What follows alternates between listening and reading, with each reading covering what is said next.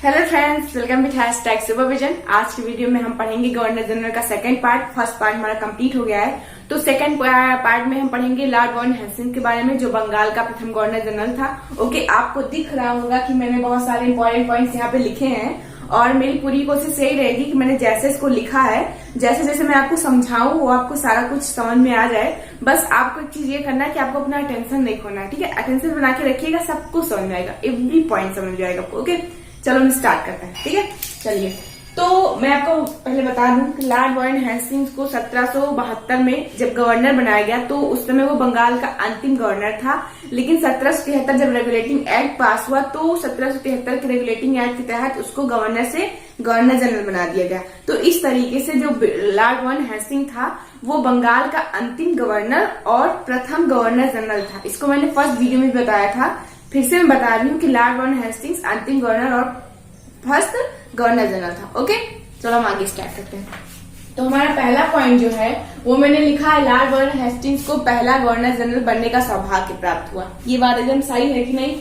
Lord Warren Hastings को पहला governor general बनने का सौभाग्य प्राप्त हुआ, ठीक है। दूसरे पॉइंट में मैंने लिखा कि 1773 में रेगुलेटिंग एक्ट के तहत उसको गवर्नर जनरल की उपाधि मिली। मैंने अभी बताया कि 1773 के रेगुलेटिंग एक्ट जो पास हुआ था उसके तहत गवर्नर जनरल की उपाधि मिली लॉर्ड वारन हेस्टिंग्स को। ओके, थर्ड पॉइंट जो है वो हमारा ये कि जब लॉर्ड वारन हेस्टिंग्स गवर्नर बना, गवर्नर जनरल, तो 1772 में गवर्नर बनते ही 1772 में इसने जो लॉर्ड क्लाइव ने द्वैध शासन चलाया था उसको सबसे पहले समाप्त कर दिया।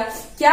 द्वैध शासन को 1772 में समाप्त कर दिया। किसने समाप्त किया? लॉर्ड वारन हेस्टिंग्स को। अब बताइए, यही से तो क्वेश्चन बनते हैं ना, ऐसे तो क्वेश्चन बनते हैं कि किस गवर्नर जनरल द्वैध शासन को समाप्त किया, तो लॉर्ड वारन हेस्टिंग्स किया। किस गवर्नर जनरल के काल में, राज शासन काल में द्वैध शासन की समाप्ति की गई, तो लॉर्ड वारन हेस्टिंग्स के। ऐसे तो क्वेश्चन बनते हैं ना। अगर आप इतने समझदार है ही हैं कि आपको पता होगा कि कैसे कैसे क्वेश्चन बनाए जाते हैं। ओके, तो आप ये मत समझना कि क्लास इंपॉर्टेंट नहीं, सब चीज इंपॉर्टेंट होता है। ओके, फोर्थ जो हमारा है वो है रेगुलेटिंग एक्ट 1774 में लॉर्ड वारन हेस्टिंग्स ने उच्चतम न्यायालय की स्थापना की। कहाँ पे? कलकत्ता में। 1774 में रेगुलेटिंग एक्ट के तहत, रेगुलेटिंग एक्ट का पास किया 1773 में, 1774 में रेगुलेटिंग एक्ट के तहत उच्चतम न्यायालय की स्थापना की गई कलकत्ता में लॉर्ड वारन हेस्टिंग्स के द्वारा। और जब ये लॉर्ड वारन हेस्टिंग्स ने उच्चतम न्यायालय की स्थापना की, तो इसी के चलते मतलब उन्होंने लॉर्ड वारन हेस्टिंग्स का एक तरीके से भारत में जो न्यायिक योगदान है, न्याय के मामले में, विधि के मामले में बहुत अच्छा योगदान दिया है। इसलिए इसको भारत का न्यायिक शासन का जन्मदाता कहा जाता है। न्यायिक शासन का जन्मदाता किसे कहा जाता है? लॉर्ड वारन हेस्टिंग्स को। ओके, तो 1774 में कलकत्ता में उच्चतम न्यायालय की स्थापना की लॉर्ड वारन हेस्टिंग्स ने। 1772 में प्रत्येक जिले में फौजदारी तथा दीवानी अदालतों की स्थापना की।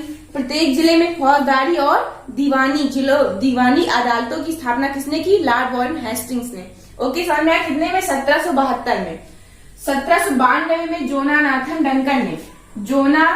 डंकन, नाम मत भूलिएगा, जोनाथन डंकन ने बनारस में संस्कृत विद्यालय की स्थापना की। कहाँ पे? बनारस में संस्कृत विद्यालय की स्थापना की। किसने? जोनाथन डंकन ने।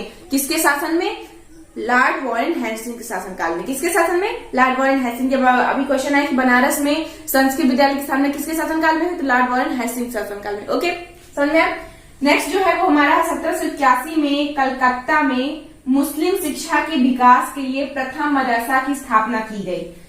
मुस्लिम शिक्षा के विकास के लिए प्रथम मदरसा, नोट डाउन, इंपॉर्टेंट पॉइंट है। प्रथम मदरसा की स्थापना कब की गई? 1781 में। कहाँ पर की गई? कलकत्ता में। मुस्लिम शिक्षा के विकास के लिए प्रथम मदरसा की स्थापना की गई। अब बताओ किसके शासनकाल में की गई? Then your answer is Lord Warren Hastings. Sir मैं इंपॉर्टेंट लग रहा है कि नहीं लग रहा है? लग रहा होगा इंपॉर्टेंट है, ठीक है। यहाँ पे आते हैं, तो यहाँ पे मैंने लिखा है गीता के जो अनुवाद, गीता को जो इंग्लिश में ट्रांसलेट करने वाले थे, इनका क्या नाम था? William Wilkins. क्या नाम था उनका? William Wilkins. दिख रहा है ना? तो गीता के अंग्रेजी अनुवादक विलियम विल्किंस को भारत में किसने सहारा दिया था, मतलब किसने आश्रय दिया था? तो आपका आंसर होगा लॉर्ड वारन हेस्टिंग्स, ठीक है। तो गीता के अंग्रेजी अनुवादक विलियम विल्किंस को हेस्टिंग्स ने आश्रय प्रदान किया था। ओके, नेक्स्ट है सर विलियम जोन्स।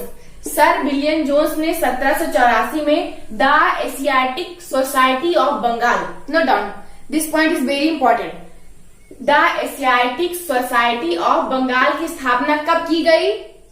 किसके शासनकाल में की गई? तो लॉर्ड वारन हेस्टिंग्स शासनकाल में की गई। किसने की? तो सर विलियम जोन्स ने की। किसकी स्थापना? The Asiatic Society of Bengal. Important लग रहा है कि नहीं लग रहा है? ये इंपॉर्टेंट क्वेश्चन है, पूछा जाता है। ओके, नेक्स्ट जो हमारा है, भारत का पहला समाचार पत्र। देखिए, भारत का पहला समाचार पत्र the Bengal Gazette. The Bengal Gazette दिख रहा है? द बंगाल गजट का प्रकाशन 1780 में जेम्स ऑगस्ट हिक्की ने किया। जेम्स ऑगस्ट हिक्की ने द बंगाल गजट, जो भारत का पहला समाचार पत्र है, उसको 1780 में जेम्स ऑगस्ट हिक्की ने किया। किसके शासनकाल में? लॉर्ड वॉरेन हेस्टिंग्स शासनकाल में। किसके शासनकाल में? लॉर्ड वॉरेन हेस्टिंग्स शासन में। अब यहाँ से कितने क्वेश्चन बनेंगे आप बना के देखो एक बार। मेरे हिसाब से आई थिंक 3-4 क्वेश्चन तो पक्का बनेंगे। ठीक है, तो जेम्स ऑगस्ट हिक्की ने किसका प्रकाशन किया? द बंगाल गजट का। ठीक है, भारत का पहला समाचार पत्र है। इसके बाद है 1784 में पिट्स इंडिया एक्ट पास किया गया। 1784 में पिट्स इंडिया एक्ट पास किया गया। ये तो आपने पढ़ा ही होगा, पिट्स इंडिया एक्ट के बारे में हमने पढ़ा भी है।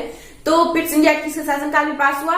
तो लॉर्ड वॉरेन हेस्टिंग्स शासनकाल में पास हुआ। और जब लॉर्ड वॉरेन हेस्टिंग्स ने पिट्स इंडिया एक्ट पास करवाया, ये इसके शासनकाल में जब पास हुआ, तो इसको एक तरीके से बहुत क्रिटिसाइज करने लगे लोग, ब्रिटिश के लोग। तो इसको 1785 में इसका जो कार्यकाल था वो यहीं पे खत्म हो जाता है। 1785 में जब ये भारत के कार्यकाल से मुक्त होकर इंग्लैंड जाता है, तो ये पहला गवर्नर था जिसके ऊपर जिसके ऊपर महाभियोग लगाया गया।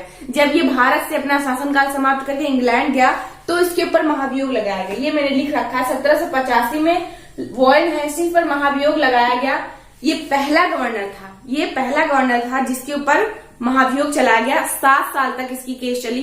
जो इसका केस था वो 7 साल तक चला। 7 साल के बाद इसको दोष मुक्त साबित किया गया कि इसमें इनकी कोई दोष नहीं है और इनको बाइज्जत बरी किया गया। तो 7 साल बाद इनको दोष मुक्त साबित किया गया। लेकिन ये पहला गवर्नर था ऐसा जिसके ऊपर महाभियोग लगाया गया। ओके, और आई थिंक 1818 में फिर इसकी डेथ भी हो जाती है इंग्लैंड में। तो ये था लॉर्ड वॉरेन हेस्टिंग्स के बारे में आज का वीडियो में हमारा। ठीक है, तो मैंने आपको बहुत अच्छे समझाया होगा। समझ में आया कि नहीं? अच्छा समझ आना, और अच्छे पॉइंट्स भी हैं, इंपॉर्टेंट पॉइंट्स हैं, ये पूछे जाते हैं एग्जाम में। ओके, तो ये हमारा सेकंड पार्ट था लॉर्ड गवर्नर जनरल का। इसके बाद हम थर्ड पार्ट पढ़ेंगे। ओके, तो अगर आपको हमारा वीडियो अच्छा लगा हो then like and subscribe and support it. नमस्कार, थैंक यू।